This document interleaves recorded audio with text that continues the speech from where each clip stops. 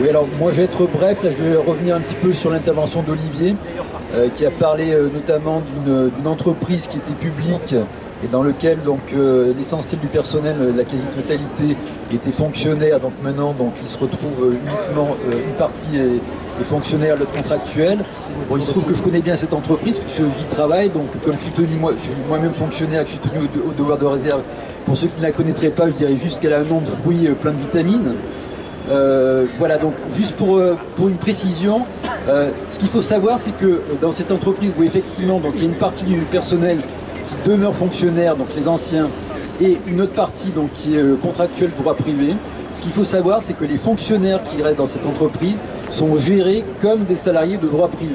Leur statut de fonctionnaire, c'est uniquement un statut personnel. Et toutes les règles de gestion sont celles des salariés de droit privé, au niveau du management, au niveau de la promotion, au niveau de l'avancement, au niveau des rémunérations. Donc voilà, c'était juste une précision. Ce qui veut dire, si ce système vient à s'étendre dans d'autres strates de la fonction, enfin, de la fonction publique, ce sera probablement le même type de management privé qui sera appliqué, y compris aux fonctionnaires. Voilà, c'était juste cette précision que je voulais donner. Je suis d'accord avec toi.